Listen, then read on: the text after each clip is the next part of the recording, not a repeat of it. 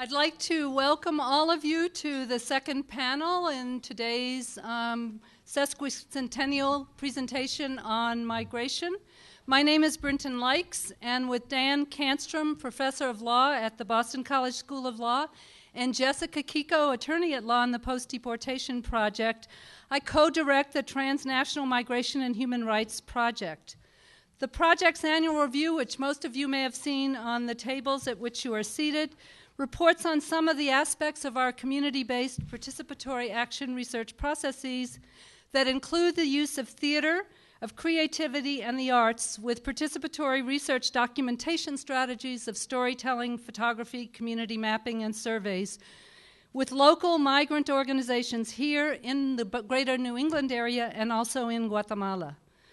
Together, we document and analyze the underlying causes and consequences of extreme violence and racialized structural poverty in sending countries, which are now increasingly becoming receiving countries as the large number of deportees are returned south.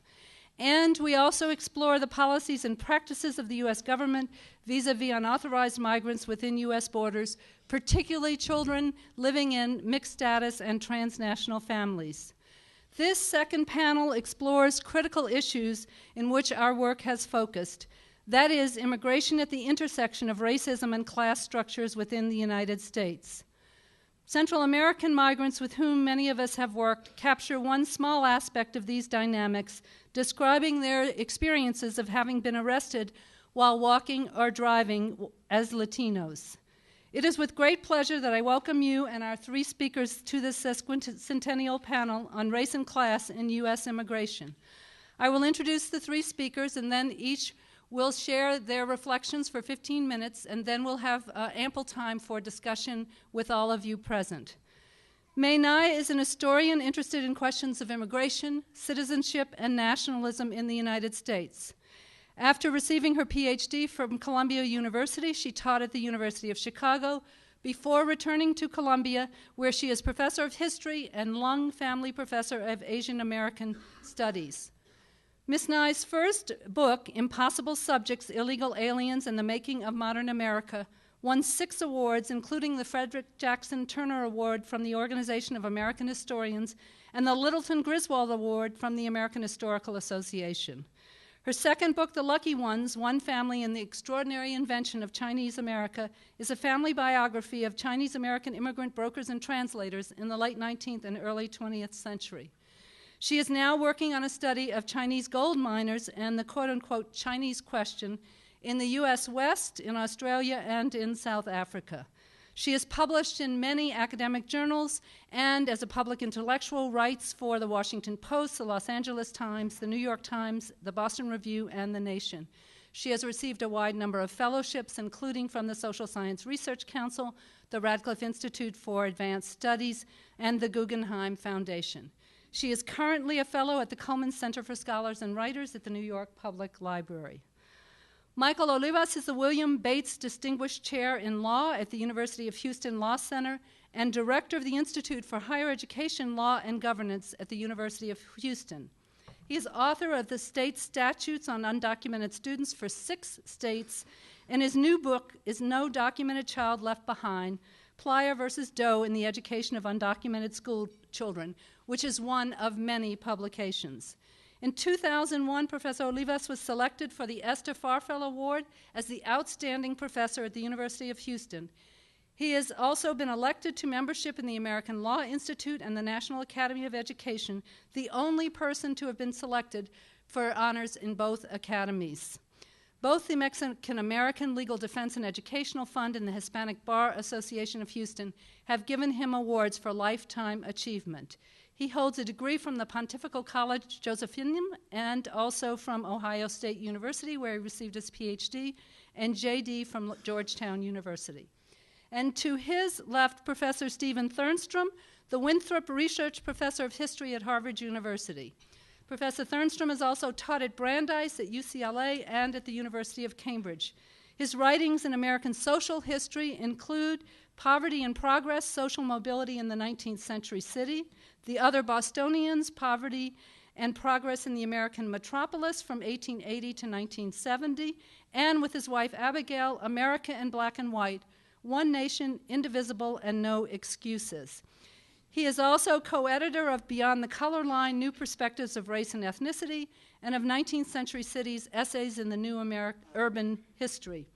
His writings have received numerous awards, including the Bancroft Prize in American History, the Leland Prize, the Hawkins Award, the Caldwell Award, and the Fordham Foundation Prize. In 2007, he and his wife Abigail received the Bradley Prize for Outstanding Achievement. He, too, has published in multiple journals, received numerous foundation grants and research awards, and writes widely, perhaps wildly, too, in periodicals for the general public, including the New Republic, the Wall Street Journal, the Washington Post, and the Times Literary Supplement. As you can see, you're in for a treat. Thank you very much. Our panelists will each speak for 15 minutes, and then we'll have ample time for discussion, response, and commentary. Thank you, Nick.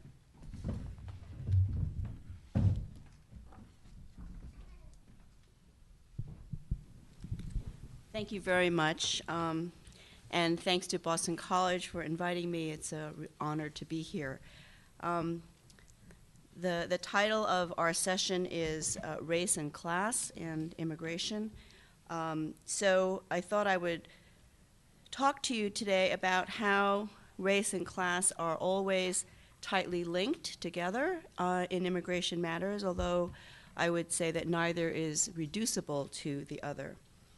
To get to the heart of the matter, in very general terms, I would say that class is fundamental because immigration is mostly a question of labor. The two largest waves of mass migration to this country at the turn of the last century and the turn of this century were both mass, or have been both mass labor migrations. In the first, immigrants were the key labor force for the industrialization and urbanization of the United States. And in the second, immigrants have provided the labor power for the service economy, as well as in agriculture and food production and many other occupations. Both these mass labor migrations drew from areas that were previously not sending regions to the Americas, to the United States, not in any large numbers. In the first instance from South, East, and Central Europe, and in our own time from Mexico, Central America, and Asia. They were both received in the United States as culturally different from the existing majority population, including the native-born working class, and were deemed problematic in terms of their perceived inaptitude for incorporation. In a sense, their foreignness became racialized, that is, it was seen as fixed and unchangeable. So we might say that there is an ongoing tension between race and class, a desire for labor, for the domestic economy, especially for cheap labor, on the one hand, and on the other hand, discomfort, if not antipathy, towards cultural, racial, and linguistic difference. So that might be a general pattern, but I think it's important to understand how those unfold in their historic specificity. So I'm going to talk a little bit about three instances in American history: Chinese exclusion and the two mass labor migrations of the turn of the 20th and the turn of the 21st century. And I think the historical dimensions are important because it is here where that you can then see the kind of seeds for what I would call the long afterlives of racial formation. So in the case of Chinese exclusion, Chinese were, the first exclusion law was passed in 1875. That was the Page Act, which excluded contract laborers and Mongolian prostitutes. It was aimed at the Chinese. And then the general Chinese exclusion laws, which started in 1882. These are the only exclusions in American history where a group is excluded explicitly by name. Now, Chinese exclusion to me is interesting because it was an absolute kind of exclusion in terms of race, right? The Chinese were deemed as a race unassimilable, to American society. And yet, in its specificities, it was aimed at laborers. So there were so-called exempt classes, merchants, clergy, and others. So it was not absolute in its particulars, but it was absolute in its philosophy. And so that meant, therefore, that all Chinese were suspects, so even merchants or even Chinese Americans, people born in the United States who left the country and came back, were viewed with suspicion and interrogated before they could be admitted. Another important dimension of this is the gender aspect, because the exclusion laws were aimed by class.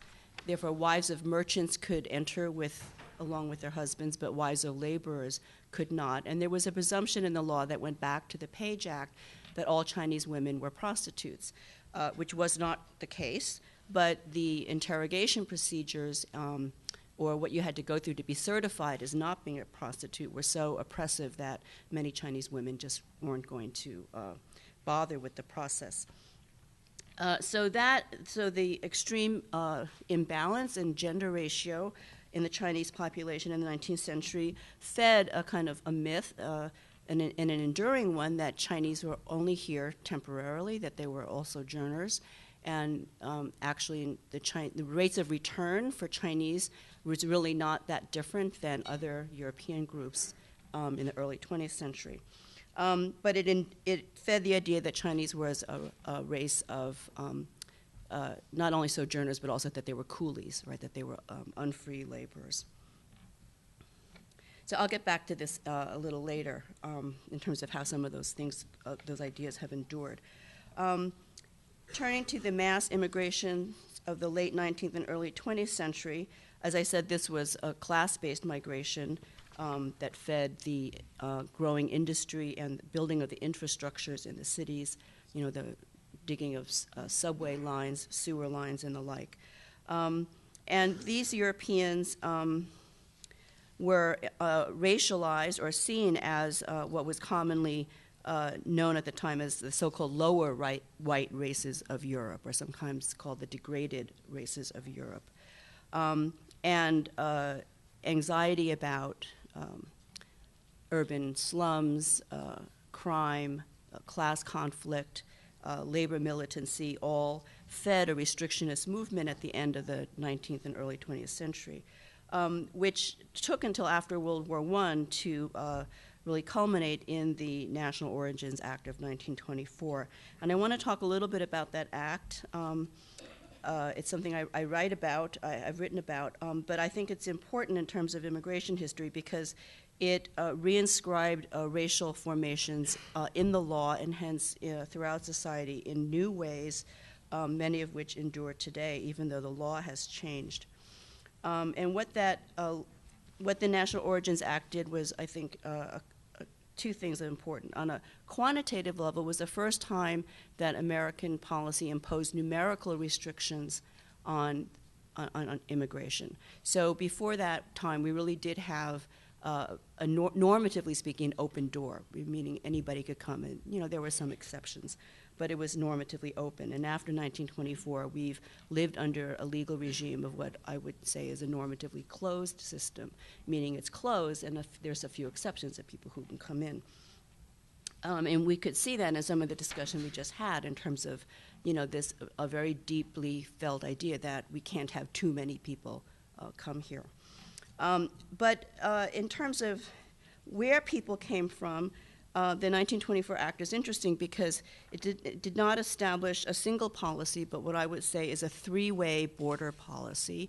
And I think that's important for us to understand because it established a way of looking at different parts of the world differently and creating a kind of hierarchy in terms of who is desirable and who is not and for what reasons. So for Europeans, it was a policy of restriction, meaning restricting the number of people who can come in based on their national origin. And the quotas that were established favored Northern and Western Europe over those from Southeastern and Central Europe. So that we could think of as our Atlantic border. Europeans were not excluded from citizenship, and in fact, the quota laws spurred naturalization among European immigrants, because once you had strict quotas on how many people could come over, there was a non-quota world for the immediate family members of American citizens. So if you were, say, an Italian immigrant and you could not get a quota passage for relatives, if you naturalized, then you could bring them over much more quickly. Now, in terms of Asia, though, our Pacific border, the policy was not restriction but exclusion. Not just Chinese, but all Asians were now racially unassimilable, deemed racially unassimilable and imagined, actually not even within a global division of nations, but as excludable races. So this move was done actually by euphemism. It didn't say all Asians are excluded. It said all persons ineligible to citizenship are excluded. So here you see with national origins and Asians ineligible to citizenship, you see entering into the law terms that are not explicitly race-based, right, country-based, and whether or not you're eligible for citizen. But underneath those euphemisms were decidedly racial grounds. Now, the third border, the borders in the Western Hemisphere, especially the Mexican border, is particularly interesting because it was the Western Hemisphere countries were not subject to numerical quotas, right? But the general law said that everybody had to have a visa and go through an official port of inspection to enter the country. And the visa was actually quite expensive at the time. It was $20. There was also a head tax to be paid. And the inspection procedures at the southern border were particularly humiliating for people. You know, it involved mass bathing, delousing, medical line inspection, which had already been abolished at Ellis Island. So for many Mexicans, it was just simply easier to come in informally, as they had done in the past. But doing so now made them undocumented, made them illegal, their presence in the United States illegal. So in a sense, you could say the US-Mexico border is the easiest border to cross, but only without documents. And here you see the creation of a workforce or a sector or even a caste within the working class of labor without citizenship, labor without the possibility of citizenship. Now, in 1965, Congress overturned the National Origins Act in favor of a global restriction that treated all nations the same, with preferences established based on family relationship and skills. But in fact, this law produced new race and class-based division, which we still have in our law today. The professional and technical preferences, well, let me first say the family unification, which was 80% of the quotas, was aimed at helping Europeans, especially people from that had low quotas in the past. So it was a way, for example, that Italian Americans could bring over family members, parents, brothers and sisters, etc. And it was thought that it would have a minimal impact on Asians. That was uninformed.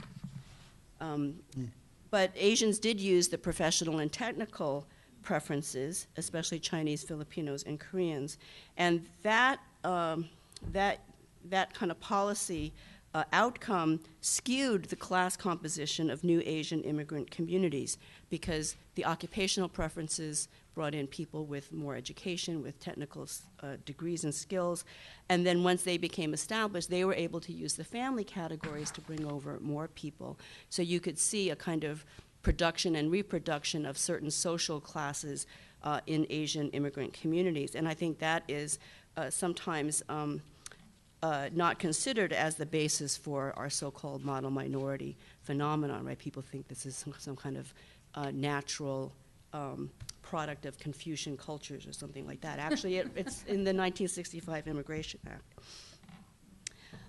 Okay, so turning now to recent immigrations in the late 20th and 21st century, America's second mass labor migration, this time from non-European regions of the world.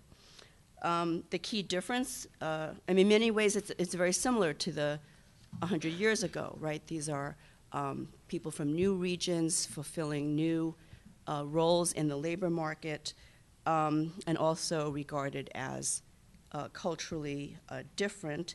But the key difference, I would say the most important difference, is the problem of undocumented immigration.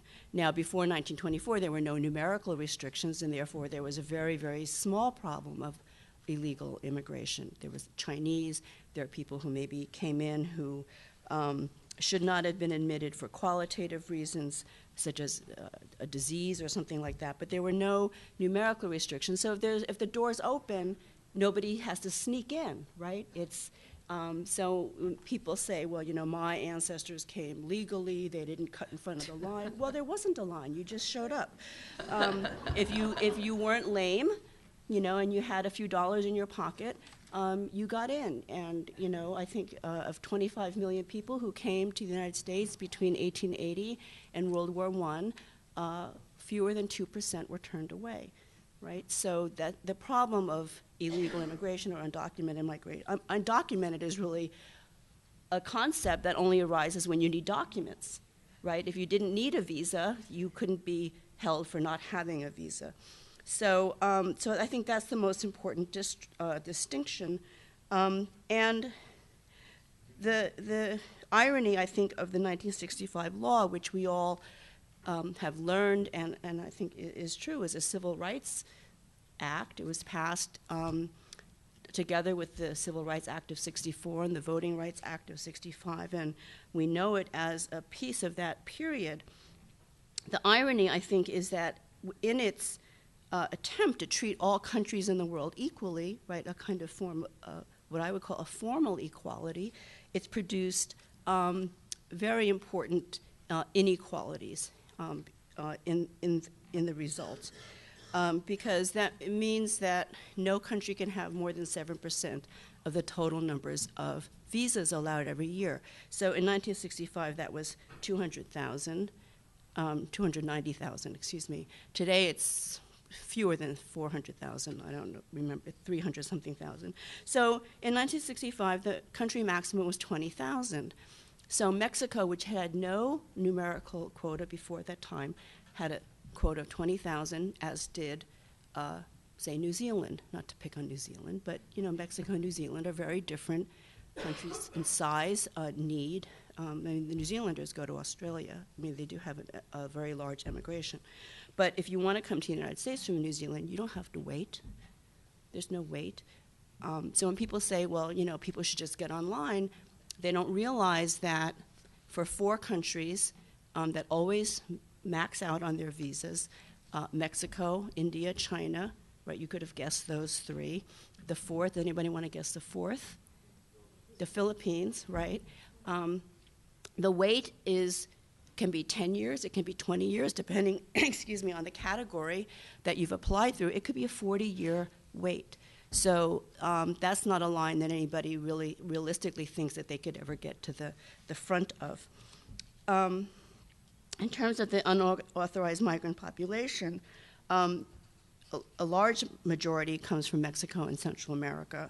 But that doesn't mean that all Mexicans are illegal, right? But this is the kind of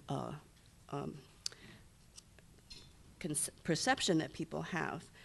In fact, the undocumented comprise about 1/3 of the Mexican-born population. Another 1/3 are legal migrants, and another 1/3 are naturalized citizens. And in terms of immigrants from Asia, and East Asia in particular, although we live with this idea of the model minority, that all Asians are professionals, in fact, that idea obscures the fact that many Asians are working class people. And Chinese and Koreans, about half of them are workers. They work in sewing factories and nail salons and the like. So, and some Asian groups like Hmong and Cambodians are refugee communities and are overwhelmingly workers and experience very high levels of poverty. So I would say then that race is a powerful ideological force that in many ways is constructed through the legal categories of admission that are open to people from different parts of the world, and then that then feeds how they become stereotyped. And part of that stereotype has to do a lot with class, in the sense that whether or not they will advance at all in terms of their socioeconomic status, or whether or not people think they can advance. Now, I want to just use my remaining time to comment on something that Richard Rodriguez talked about yesterday about the, he referenced the question of how Irish became white. And I want to talk a little bit about the racialization of the European immigrants from the turn of the last century, how they became white, and how also Latinos became not white, which I think is important, because actually in terms of naturalization law, Mexicans were deemed white for purposes of naturalization, which I think is not really because it was an act of generosity or anything, but it was, I would say, a function of conquest of the Southwest to really make sure that Mexicans would be part of the United States. But we have this odd category in our census, right, called not Hispanic white, right, which makes Hispanics, a kind of odd non-white group. So, so I mentioned this story that people tell, or the idea people believe that my ancestors didn't come illegally, they didn't cut in the line. The other story that's told to differentiate the descendants of the European immigrants from today's immigrants is that the Europeans assimilated. They became part of the American mainstream. And I think that there are important historical and structural reasons that are often overlooked in terms of the so-called success of the second generation of the European ethnics at the middle of the 20th century. And I want to point to a few reasons for that success, and then talk about how some of those conditions are very different today. First, you had what I would call the cultural production of the greatest generation of World War II, right? This was 2 minutes, okay. As long as it doesn't say 1 minute, I can finish in 2 minutes. This was actually quite a conscious effort to unite the troops and to unite the country during World War II. Probably we've all seen the World War II movies, where you have the Army Combat Unit, there's the Jew, there's the Italian, there's the Midwestern farm boy, there's the WASP, This is all a cultural production to bring a generation together during the war. Second, in a more material way, there was a vast expansion and prosperity of the American economy after the war, and it was possible for somebody with only a high school education to work in basic industry, to earn a good wage in a union job. And in fact, between 1947 and 74, we had in the United States a decline in income inequality. Next, not at all least, there was the largesse of the post-war welfare state, especially the GI Bill's provisions for home mortgages and college tuition. Although race neutral in language, they benefited mostly whites. Blacks had difficulty buying houses in suburbs, a process we know as redlining, and many didn't actually have sufficient education to take advantage of the college benefits. And it should also be said that the second generation of Europeans actually is a very large generation in terms of children of immigrants. It ranges from those born in the 1890s all the way to the 1920s. And this post-war success is mostly enjoyed by the cohort born after World War I, or the third generation. So the idea of my son, the doctor, is actually, in most cases, really my grandson, the doctor. And however, if we contrast those conditions to what we have in the late 20th and early 21st century, we see today a reversal in the trend of income inequality, right? We have now a vast inequality between the wealthiest and the not as wealthy. We have a weakening of the social welfare state, a decline in public education, especially in urban areas, and a decline in manufacturing jobs, and a rise of the service economy, which specializes in low-wage and non-union labor. So we might ask the question that my colleague David Gutierrez has asked: is this success story of Europeans in mid-century normative of American history, or is it exceptional? And are we perhaps now living in a world of the new normal? I just want to end with something about a more hopeful vision. The immigration debate is often posed as a discussion of, are immigrants good or bad for us? And I want to propose that the immigrants are actually part of us. And that's kind of a false way of looking at the problem. And if we think about politics and reform, which we will devote the afternoon to, I think these two mass labor migrations at the turn of the last century and the turn of our own actually show us that how immigrants become part of us and become a force in politics. The 1965 reforms in immigration law were fueled by the European ethnics who were the children of the first generation of immigrants. And today you see a rise in Latino activism, political voice of Latinos, and as anybody who reads the newspapers can tell, is a really huge factor in what's driving the immigration reform today. So thank you very much.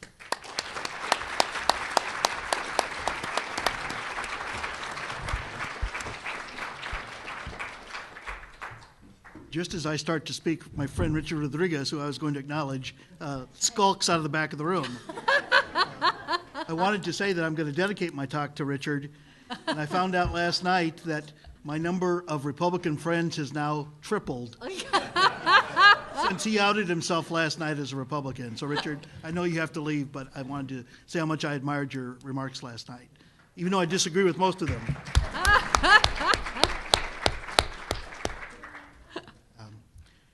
The subject of race in immigration, to me at least, poses the question of, well, how much proof do you want? Just as Karen this morning spoke of how we had to thread the needle to prove that women are oppressed by the process as well as their accompanying children, we've come a long way from the signs that used to predominate in Texas restaurants, no Mexicanos ni perros, no Mexicans or dogs allowed. Signs that were actually sponsored by the Texas Restaurant Association for the convenience of controlling crowds in restaurants at the turn of the century and all the way through the Korean War. But today, in this post-racialism, colorblind, Barack Obama is president, what else do you want world, where there are no immigration shibboleths left, the kinds of proofs that are necessary are much more nuanced and needed, frankly, in my view.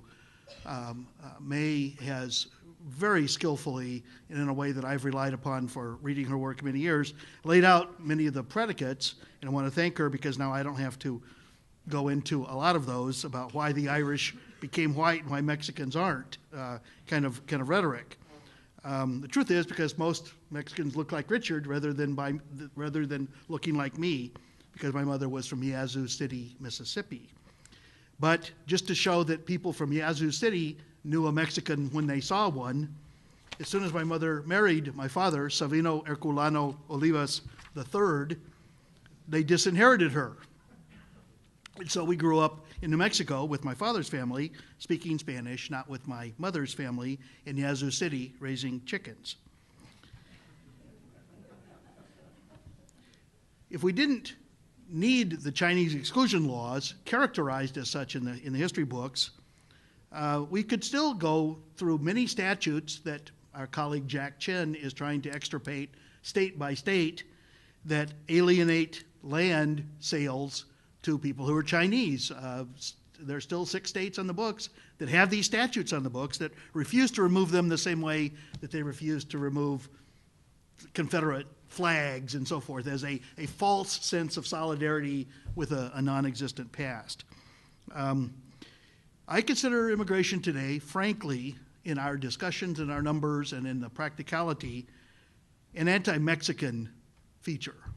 There's simply no other way to do this. We aren't concerned about undocumented Swedes bringing their lutefisk and ABBA to the United States, although that alone is good reason not for open borders, as far as I'm concerned. We were very concerned about the predominance of Mexicans, and it's just too bad that Samuel Huntington's not here today so that we could read his work while he was still alive. His fear of the Mexicanization, the fear of assimilation frankly, is aimed largely today at Mexicans.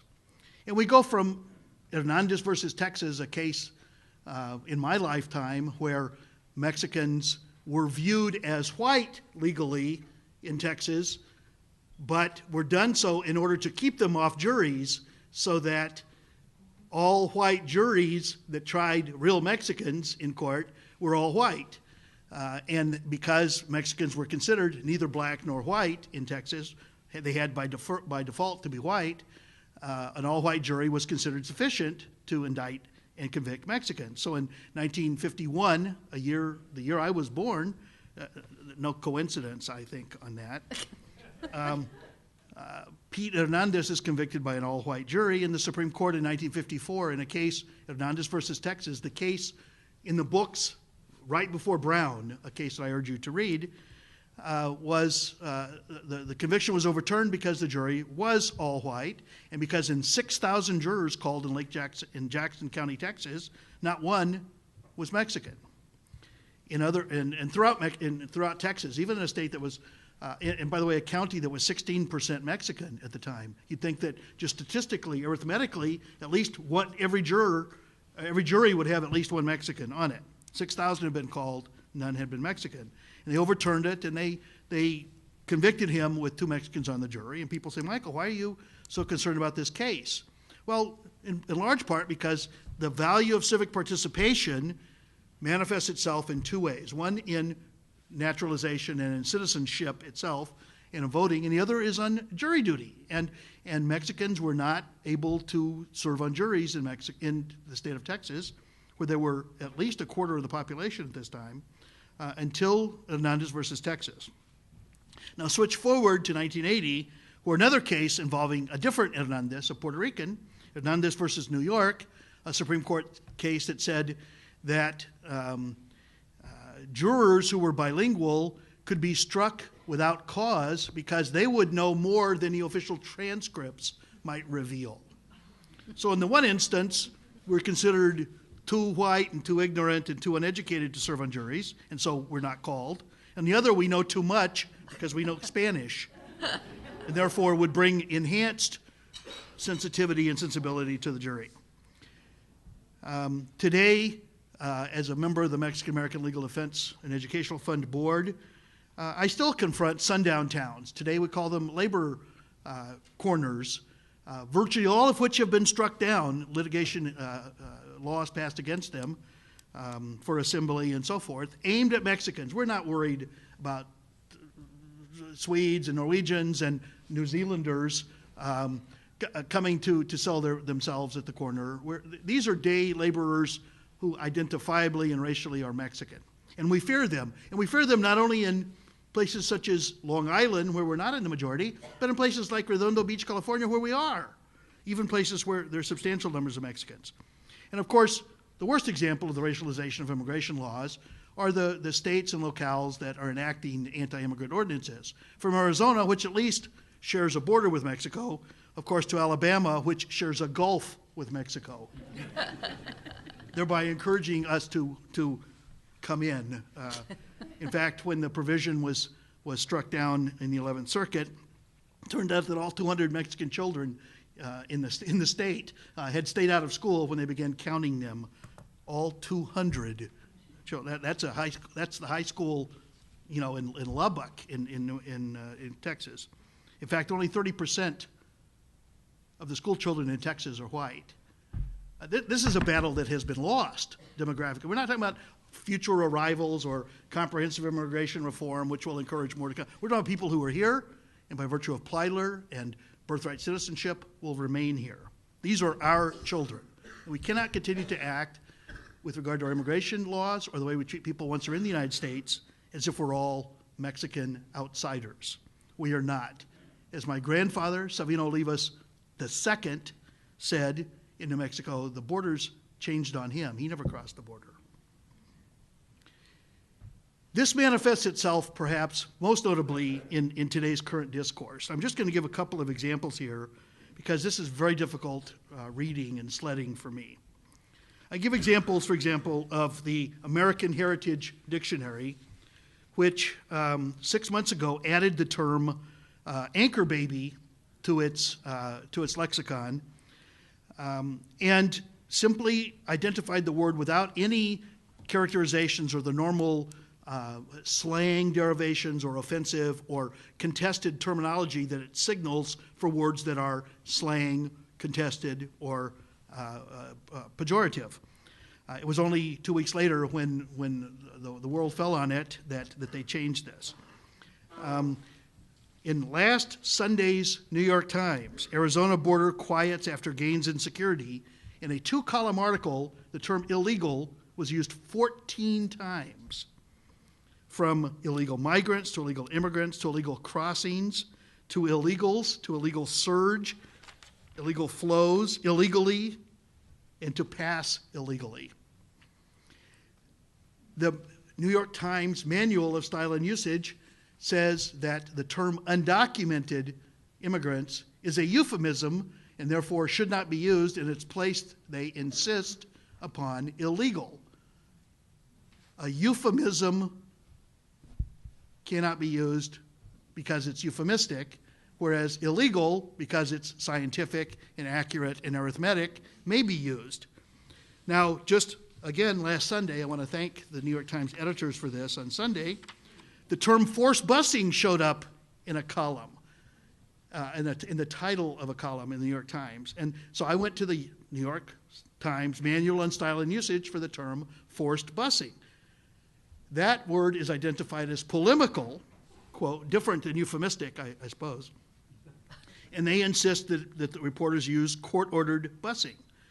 So my question would be, why, when forced busing is considered polemical, it would be used in a headline, but illegal, which is considered euphemistic, or which is considered preferred, would be used 14 times in opposition to undocumented or unauthorized or not in status and so forth.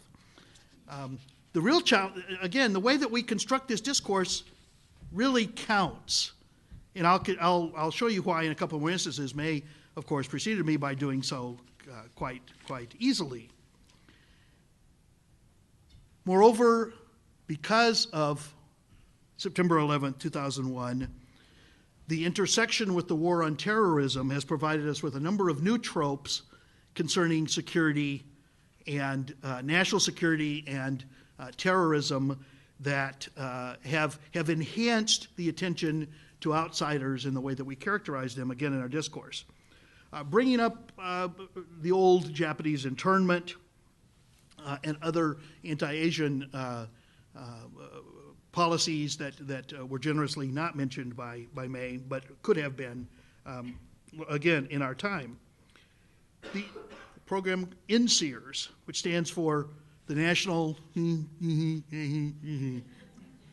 Restrictions, I forget what it stands for, which was aimed largely at excluding Arabs and Muslims because, again, the way it's operationalized, we weren't going to keep out Swedes and ABBA. Also, of course, we have to be worried about Pakistanis posing as Mexicans on the border, as at least one Republican presidential candidate suggested they were coming in by wrapping towels on their head and coming in as Pakistanis. Because we all, of course, look alike. Again, I wish Richard were here, because he lives in Egypt much of the time, and trying to conjure up an Egyptian in your mind, and you'll find Richard, as far as I'm concerned. A program Visas Mantis, restrictions on fields of study. We recently passed legislation that will not allow students in our graduate schools who wish to train for the nuclear energy programs in Iran. Well, I don't think that we ought to be training nuclear scientists, but that has already been applied to business majors and to others who would work in industry anywhere. And the suggestion that people would come to the United States and study, that they wouldn't be inculcated with our values, that they would return to their countries armed with nuclear energy and other secrets, all of which, by the way, are online in PDFs downloadable from Los Alamos Laboratory with a library card from anywhere in the world, simply beggars imagination and defies description. The way that we will keep these folks inclined toward us is by allowing them to come here where they interact with us and learn and then take whatever it is they learn elsewhere in the world. I'm more concerned about homegrown terrorists, the Timothy McVeighs of the world, than I am about all the Ahmeds who would come here and who would study nuclear engineering to take it elsewhere when they could learn it there anyway. I mean, we've instead of our ability to interact with them and to inculcate them in our ways, we have created restrictions that are, in my view, are largely racialized.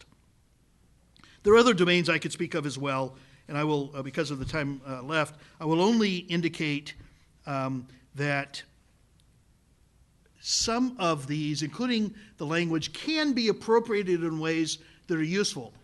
The term sojourner has arisen yesterday and today. The term sojourner, when applied to Mexican children in Plyler, was actually advantageous. The narrative that these are sojourner children whose parents may have arrived illegally, but they brought their innocent children with them, and so they're allowed to stay and to be in our public schools, was actually one of the few examples where a negative sojourner myth has been turned advantageously toward the group. I have seen that. It also has manifested itself in DACA, the deferred action for childhood arrivals, which advantages those who entered without inspection, but punishes those who come as in status and then do something to abscond or to violate their status. The number of and the way that the number system works against Mexicans in particular is very striking. Just to put it in perspective, if you are a U.S. legal permanent resident and wish to bring a spouse here, you'll have an 8-year wait by the most recent figures. An 8-year wait embedded within a family reunification system. That is this is second preference. This is very high up in the preference chain. And it is, you have to wait 17 years for a Filipino brother. Just quite extraordinary. I'm the oldest of 10. Not one of my brothers would wait that long for me. Let me just say. But I say these in a light way so as to preclude mass crying and hysteria, because I think that these really count. And so I'm going to end, unlike everybody else who tries to end on a positive note, I'm going to end by the story of Marcelo Lucero. Marcelo Lucero is a permanent resident in the United States, permanently and legally, working and walking on the streets of Long Island, where he is accosted by white thugs who murder him on the spot because they think that he's Mexican. They mistake an Ecuadorian for Mexican because, as you know, we all look alike.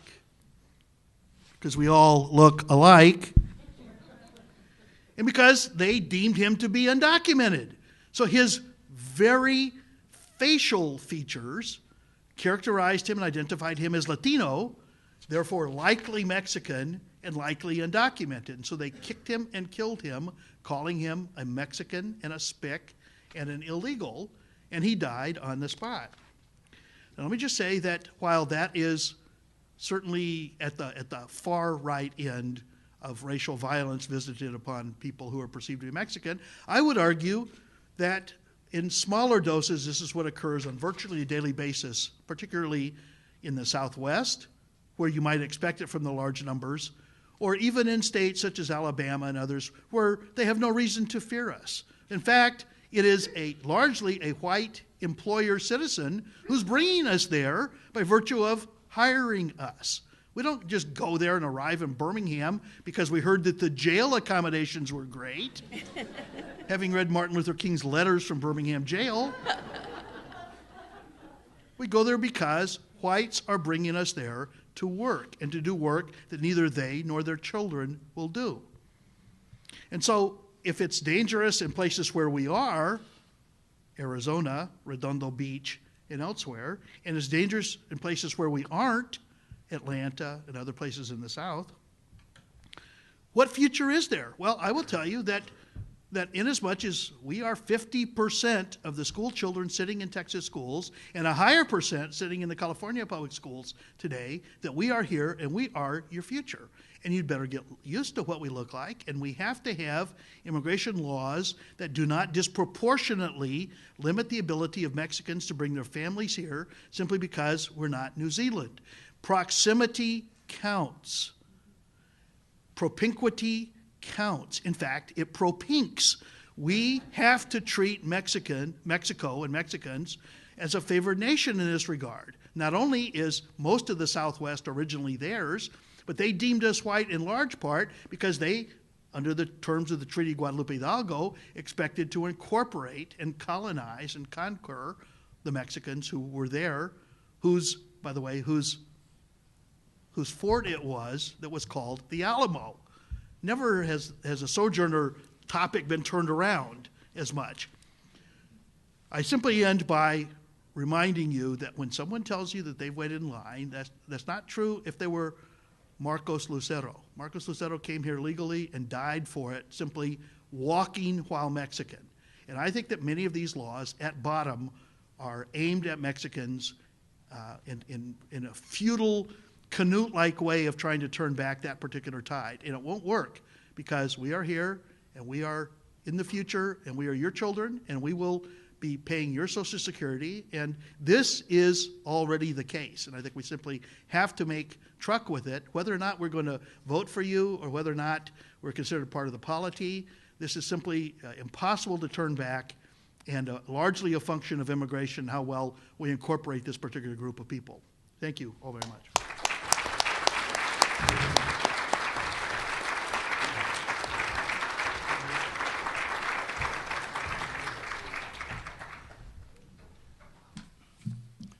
Well, it's a great pleasure to be here and to this birthday party celebrating the 150th of Boston College, a distinguished institution of higher education, and of course one that figures prominently in the history of American immigration, most obviously the immigration of the Irish to Boston in the late 1840s and thereafter. So,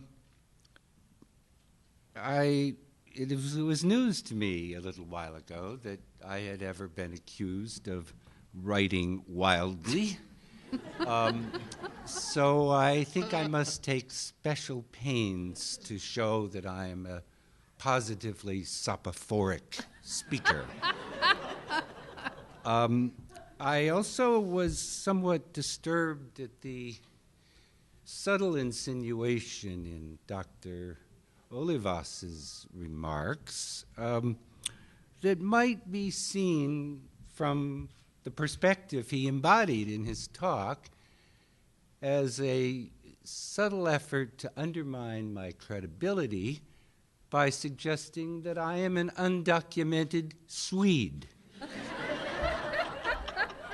I can assure him that I am not, but one would wonder, particularly because the rather bizarre spelling of my first name, Stephan, was a concession to my Swedish grandparents who lived next door when I grew up in a small city in Michigan.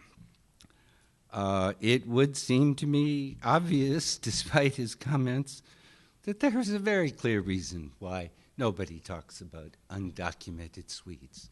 There aren't any. There are millions of Mexicans living in this country today who are. That is a quantitative difference that I think is a difference so great that it's a difference in kind, not degree. Well, the topic of the panel is race in our immigration history and policy, and my very short answer would be my view of the role of race in American history, history of immigration, is that it was not central and has been grossly exaggerated by the two previous speakers. First, I wanted to make a comment that I think underlying the position of immigration experts like the two preceding speakers, which I hear may be unfair, but it does seem to me underlying the whole thing is a belief that we are moving to a world without borders, and that we are all destined to become citizens of the world, and that national boundaries are merely arbitrary positions backed by very complex laws that seem to be contradictory, etc., and that are often not enforced. In short, that this may be unfair. It sounds to me a bit like that dream of John Lennon's, no country, a world with no countries, no religion too, nothing to kill or die for, a world, all of the people sharing all of the world. And this does strike me, at least, as rather naive. I believe what I heard in both Drs. Nye and Olivas was an underlying view that any regulation of the flow of labor across our borders, however you devise it, will be found discriminatory against someone. Mexico certainly deserves more than 20,000 migrants. Well, then how many does it deserve compared to Canada? How do you figure it out? It's very, very difficult, and any specific decision could be criticized. But I think there is an underlying assumption here. We shouldn't regulate immigration at all. A second general comment is that I believe that the perspective now held by most people who write and think about matters of immigration is rather warped. I would say that if you have to say, a few sentences about what's American immigration history, I would think, as many people used to think, that this has been a remarkable success story. The United States, and before that, the British colonies of North America that joined the United States, was a giant magnet that attracted immigrants, principally then from Europe, but very early on from around the world, who came here in search of economic opportunity and political and religious freedom. None of those in abundant supply in the places they left to come here.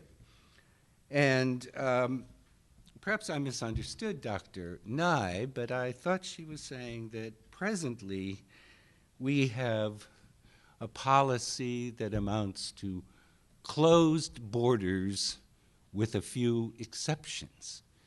And I would say the striking thing to me is that today we take in on the order of 1 million immigrants each year, and we are the principal receiving country of international immigration across the whole world. But I must be misunderstanding her position, because no one could possibly say that's a few immigrants we grudgingly let in just because we have to. And hand in hand with this goes a tendency to reduce American immigration history to a story of unending racial and ethnic prejudice and oppression. That, when you talk about American immigration history, what you talk about is that people were often treated badly because of what they looked like, what language they spoke. There was a great fear of, supposedly, of the other. The United States is a kind of case study, its history in pathological fear of the other.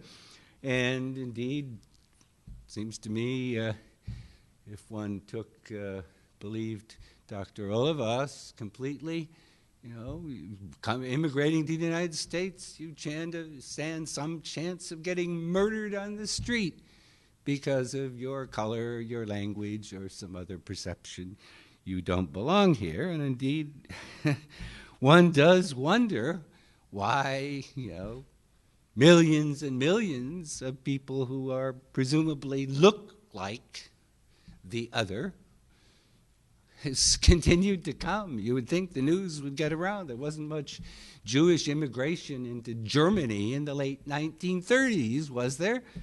So it seems to me this is really a kind of slanted picture of the real story, which is crudely generalizing the history of the United States, of American society, is the history of the accommodation and upward mobility, the assimilation of immigrants into the society with an enormous amount of conflict. No multi-ethnic society in the world doesn't have a lot of conflict. So I don't think many of these immigrants who came here speaking Norwegian somewhere, Chinese there, would have been shocked to know the people who were not part of their cultural group, tended to be suspicious of them, disliked them. Yeah, I mean, that's a very unpleasant fact of world history, nothing peculiar to this capitalist democracy of the United States. Then the next, and I don't want to take too much time and preclude you from asking questions. The next major point I wanted to make is that I think from the current climate in many intellectual circles, there is an assumption, a grossly unfair assumption, that anyone in our past, let's go back, 30, 40, 100 years ago, whoever thought that immigration was creating social problems and was bad for many Americans and had to be controlled, as most people in the progressive era did.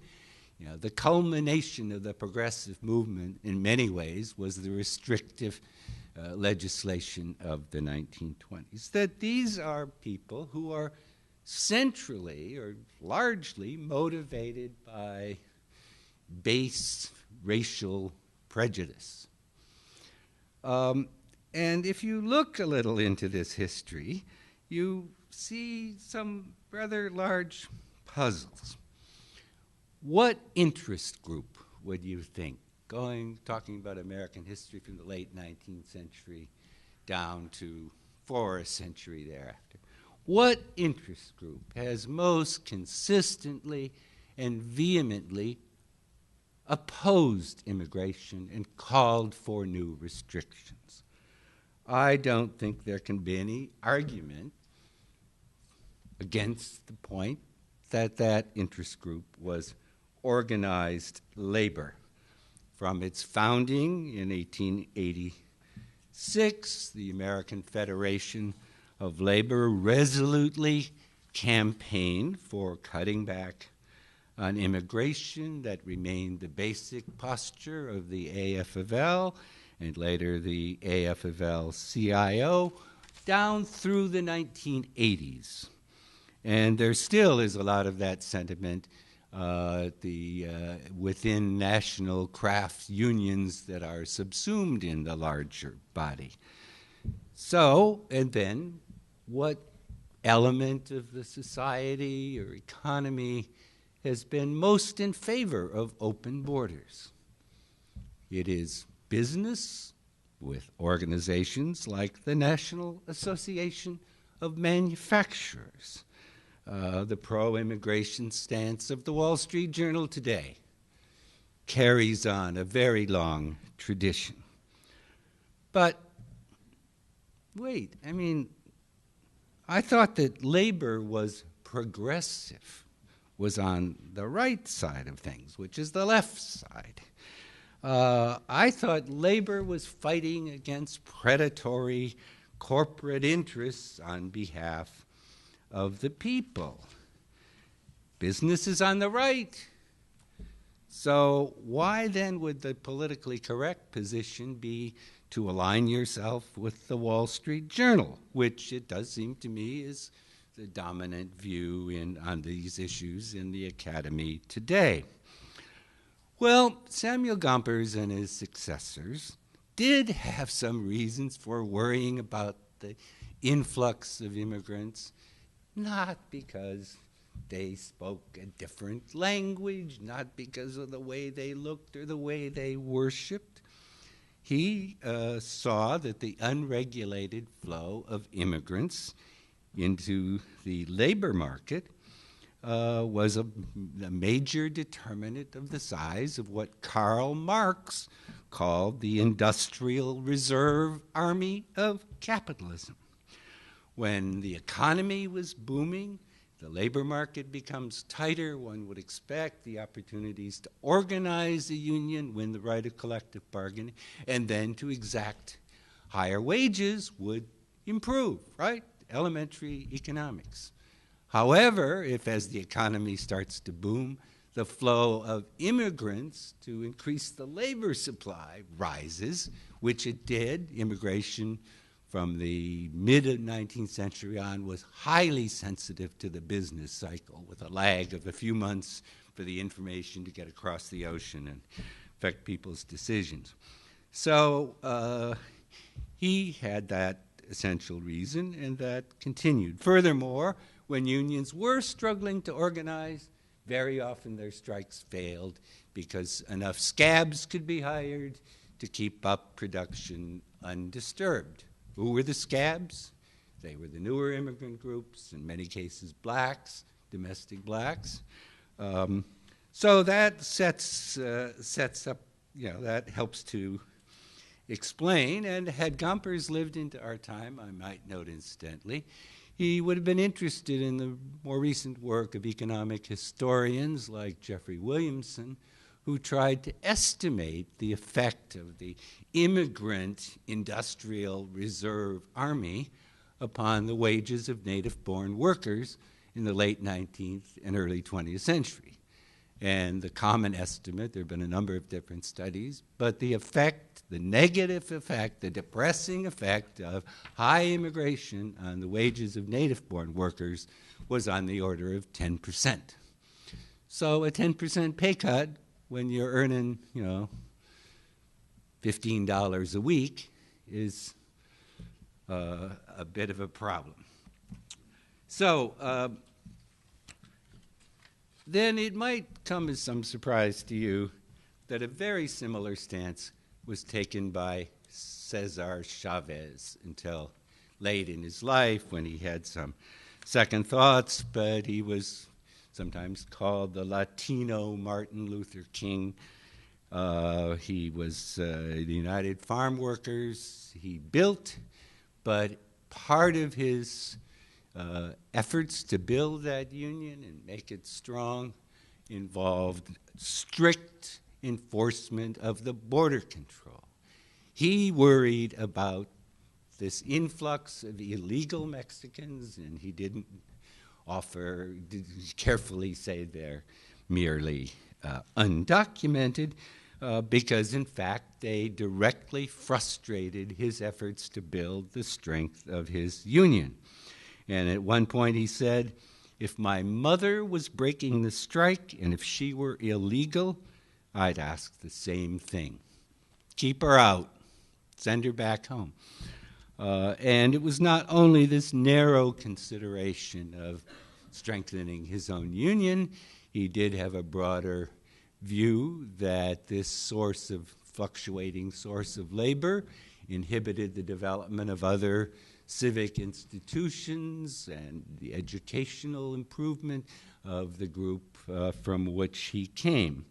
So, and then just one final example is I should mention in this particular place, that is Father Monsignor John A. Ryan, who was a distinguished theologian beginning in the early 20th century and became the most eminent Catholic social justice advocate of the entire 20th century, probably. Father Ryan was a dedicated New Dealer. He was very committed to the welfare of workers, and particularly immigrant workers, and worked specifically to assist the adjustment of immigrants to American life.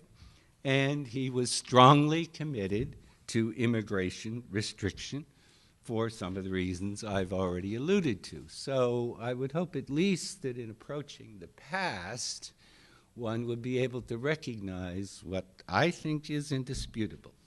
There are costs to immigration and benefits. These costs and benefits are distributed differently. Their impact on different groups, on the society as a whole, different spheres of society are all open to a lot of debate. It's very complicated, and there are many possible positions intelligent people can take.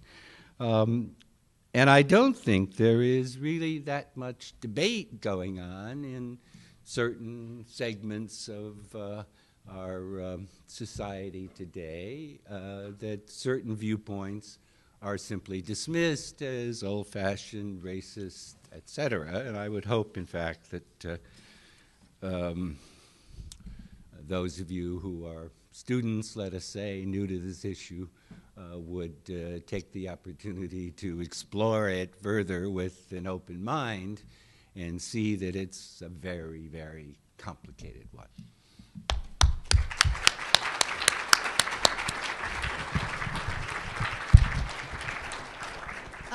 Thank you to our panelists, and in light of the third presentation, I'd like to invite the two panelists to respond if they wish before opening it to the rest of you for your comments and questions. Well, I would only say that to have a view that I don't hold be described as foolish is perfectly fair, but it's not accurate. I don't hold the view that there should be no borders. No one here heard me say that, and I defy anybody who replays a transcript or who reads my writings over the years to find one incident where I've ever advocated that. So if that's a foolish position, I will stipulate as to that. It's not one I incidentally happen to hold. Nor will I ever be on record as being in favor of scab labor. I'm not quite certain how I got backed into that corner for purposes of rhetoric. I think we should have had you go first, so you would have had something positive to say, and then we could have made up positions you might have held. That would have probably made this much more facile. By the way, I didn't know you were Swedish. I was making fun of ABBA, not Swedes.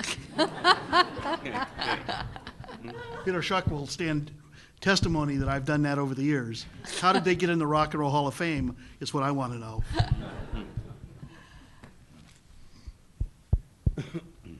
Well, I too have not advocated for open borders, although I think our border policies do need to be modified.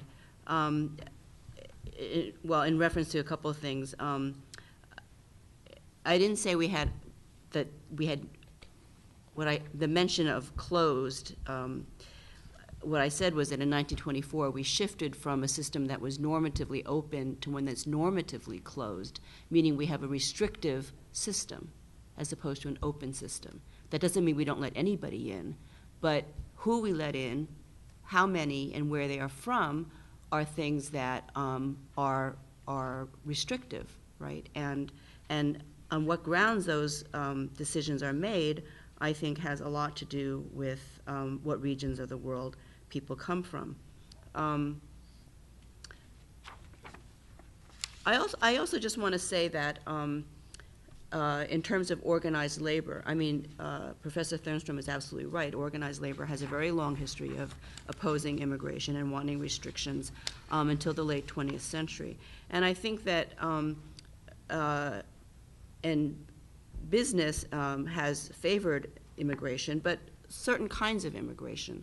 So I think the question is not so much does immigration in general, is the cost-benefit analysis one that benefits or hurts native workers. I think the question to me more is if we are going to have immigrants come and do work in this country, what kinds of social and political opportunities should they also have? You know, if people come here to work, people came here to work in the 19th century and they became citizens if they wanted to. If they didn't want to, they didn't have to. And if they wanted to go home, they went home. You know, it was really a choice that the migrant made. And today, that's different. So if we think there's a need for labor, or if we want so many people to come here to work, why don't we give them a green card like we used to? Actually, if you made it less onerous to come, people might decide they didn't want to stay. They could go back and forth. You know, one of the ironies of the militarization of the border in the 1990s and the first decade of the century is that it became much riskier for people to go back and forth. Migration used to have much more of a seasonal and circular pattern, even with people moving without papers. So part of the reason why we got to 11 million or 12 million is because not that so many more people came every year, but because so many people just stayed rather than going back and forth. So I think I think that, you know, for in the world of the free market, right, immigration is the labor market is one thing that we are not willing to say should be as free as the movement of capital. But I'll just stop there. Thank you both. Now may we open it to questions, comments from the rest of you. Right here. Do we have a mic? Thank you. This is actually a leftover question I had from the previous panel in terms of the evolution of the definition of refugees, tying into the issue of labor. And I wanted to see if you can address the issue of human trafficking, specifically labor trafficking. And I am bringing this up because one of the forced migrants populations in American history that we didn't mention today were slaves from Africa. And I wanted to tie this into the current discourse and understanding of modern-day slavery or human trafficking, globally speaking, but specifically in America, where not only does that play into the business versus union tension, it really speaks into the underground economy that a lot of undocumented immigrants participate in, oftentimes reluctantly. And I see this in my own community, where there are established Chinese restaurant owners who are exploiting Latino workers. And so this is not a definition of human trafficking, but exploitation and coercion, and all along the spectrum of from recruitment from the home country all the way to here, there are exploitation that happens. And I would like to see if we can address, going back to the last point, where there's this paradox of labor unions not being progressive enough. It's a function of, I guess, blue-collar to blue-collar exploitation and immigrants exploiting each other. So how do we find solidarity? How do we find a situation where workers can unite in a way that can address some of these exploitation, and then also speak to if we can fix the immigration system, whether that could then make it easier for people who want to migrate, so they don't have to go to the extremes of being smuggled in and then being indebted and then working many, many hours in slave-like conditions. Well, there's a lot packed into your question. So I'm just going to address part of it, which is your reference to slavery in American history as a forced migration. You know, I think that's true, but I think there's I'm actually opposed to making everybody a migrant of some kind, because I think there are important distinctions.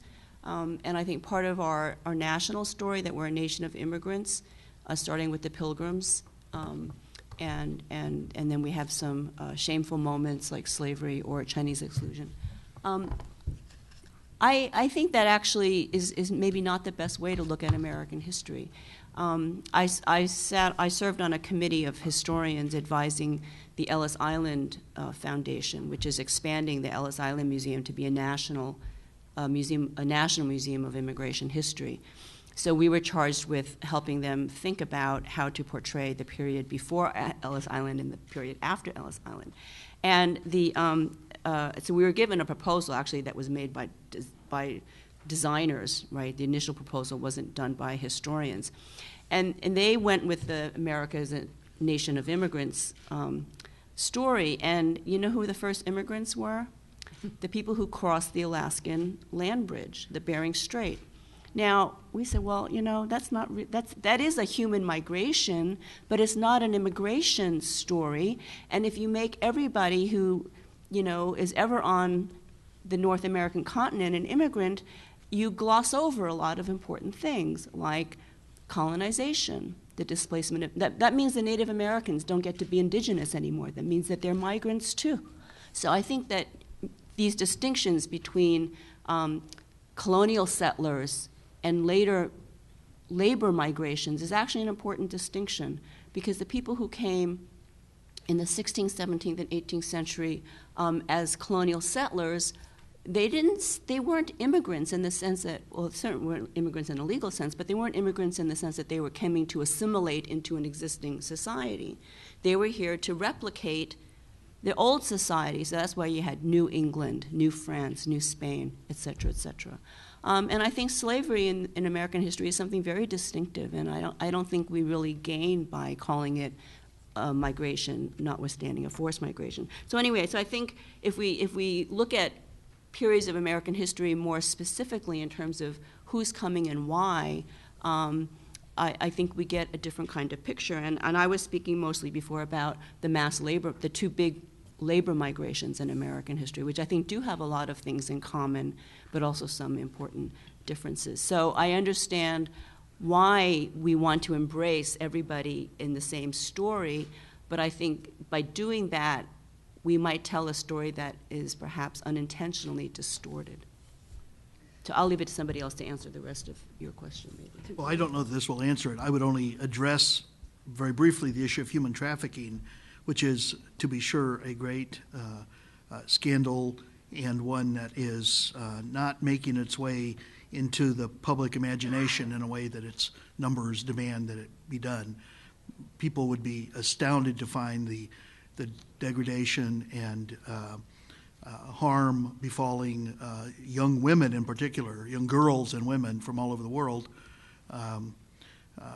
as simply one that is unimaginable, because it is unimaginable.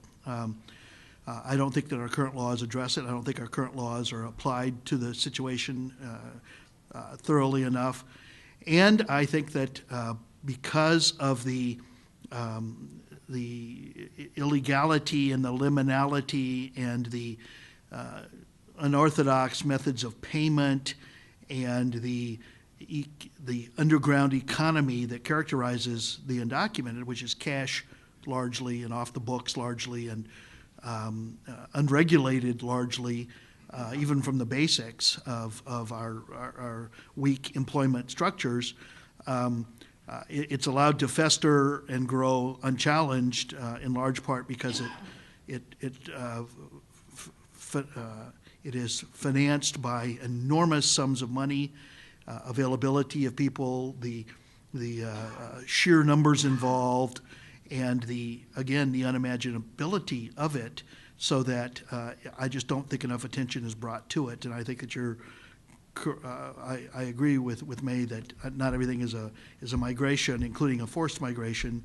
But I do think that the militarization of the border, the degree with which, even so within that, the ease with which you can bring people here, the way that this mimics the drug trafficking and arms trafficking that occurs, all of those illegalities traffic together, and I think that they can't be rolled up in quite the same way. I think that the war on drugs has been completely ineffectual, and so has the war on human trafficking, and we haven't even declared that war yet. So but I certainly have no answers to it. This is expertise that is much more in the criminal and almost mimicking the white-collar crime in the sense of conspiracies and international arms and exports and so forth. It's more in that demi-monde world than the world in which I deal, which is sad enough. Thank you. We have a question here in the center. Thank you very much. First of all, I appreciate the broad spectrum of opinion that was offered here. Although they were widely divergent, I think they're representative of the complexity of the situation that we're facing today. And it's good to put it in historical context as well as present day and future projections. So, you know, given my background, I'm a process guy. I think if you get stuck in content, what you have is one person's content butting heads with another person's content, and that's not a particularly good process for solving complex issues. So my wish would be that there were time for this panel to discuss what we should do about immigration policy. And good God, I'd like to be a listener as to how you folks go about trying to resolve such a complex issue, given how widely divergent your views are. So, you know, continue your good work. I think there's, you know, now a personal opinion. My dad is an immigrant. I'm a first-generation guy. I immigrated to the United States from Canada. I feel very fortunate to be here, a dual citizen. And, you know, I'm very appreciative of people trying to better themselves, and yet there's dynamics that have to be, tensions that have to be resolved, and I think discussions that you would have would be incredibly interesting to listen to. So thank you all for your opinions. There is a town in North Ontario. Although that's a tempting note to end on, there are two more questions that I think we have time with if they stay quite focused, and then we will move to that discussion this afternoon. So here's one and then one in the back. I'd like to thank the panelists for sharing their perspectives. Professor Thernstrom ended his comments on costs and benefits, so I'd like to ask you all to please comment on what you think the moral costs are and have been of not being more welcoming and inclusive of immigrants over, you know, at least the past 50 to 100 so years in the United States. Sure, who wants to start? We've been welcoming. We bring a lot of people here. We want people here, and we bring them here. I think that the pathways here are what I'm concerned about. I am a process guy too. I'm not quite sure how I got transformed into both a scab and supporter of scabs and a content guy when my concern is really about process as well. I think that the reason people want to come here is because this is a great and glorious country. It's not perfect.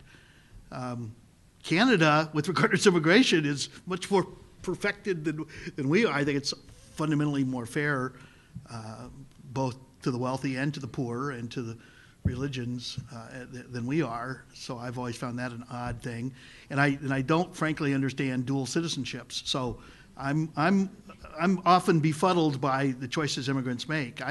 I'm here, although I wasn't born in the United States. I'm here. It's mine, and I defend it, and I want to perfect it, and I want to have some say in who gets to stay here and how they come here and what they have to do to come here and how they have to behave when they get here. I mean, all those things are my concerns, but I'm not. That's not an extraordinary concern. That's the same as everybody has, it seems to me. Professor Thernstrom or Professor Nye, do you want to address the moral costs and benefits? Well, I'll say just a word. I do think if you view the American record in, you know, a global perspective and think about other countries, including Europe, only fairly recently has been experiencing large-scale immigration of people who certainly are culturally, religiously very different, and you think of what's gone on there or in other places in the world. The United States has been a pretty welcoming place, even in the 20s, 30s, and thereafter. I mean, recently this is not an immigration thing, but it's basically intergroup conflict. In India, you know, they have in higher education very heavy group preferences for the lower castes, and these occasionally produce quite a bit of student discontent. I mean, you might hear debates over racial preferences on an American campus, but in India, they have riots. And in one not long ago, I think it ended up with like 125 deaths. So there are levels of strife in some other parts of the world that are several orders of magnitude different and worse than they are in this country today and in our recent past. Well, you asked the question in terms of moral costs and benefits, and I would first say I don't think the way to make us look good is to compare ourselves to the worst offenders of human rights in the world. As was said this morning, we're the wealthiest nation in the world, and I think that brings with it special moral obligations to people who are less fortunate through no other reason than the accident of their birth. Okay, and I think that that's the first moral principle I would proceed from. Secondly, I just want to say that I think that if there is something exceptional about the United States, and you know, as historians nowadays, we're all against exceptionalist histories, but if there is something exceptional about the United States, I think it's the clause of birthright citizenship in the 14th Amendment, which is a product of the Civil War and the overturning of Dred Scott and the granting of citizenship to the former slaves, and was reaffirmed in 1898 in a Chinese case, Wong Kim Ark, and it took that long between the 1860s and almost 1900 to really clarify, did that really apply to all persons born in the United States and subject to the jurisdiction thereof? And the court had no great love for Chinese, but it says, well, you know, if we say it doesn't apply to Chinese, what about all those Europeans who we've presumed to be citizens, the children of those immigrants? And birthright citizenship, you know, which is, I think, the basis by which the immigrants groups have become incorporated into American society. And it is the first generation, the immigrants themselves, that I think face the biggest hurdles and are often met with suspicion and hostility and conflict. And it's only, and it's what I want to say is not that the United States is welcoming or not welcoming, but it's that the immigrants and the second generation and their descendants are the ones who make the change. And so, as I said before, I think it's important from a moral point of view is to, for us to understand, like, you know, who are the carriers of change, who are the agents of historical change. And I think if we understand that it's the people from those immigrant communities themselves, and I think we have a different view on this whole question of costs and benefits.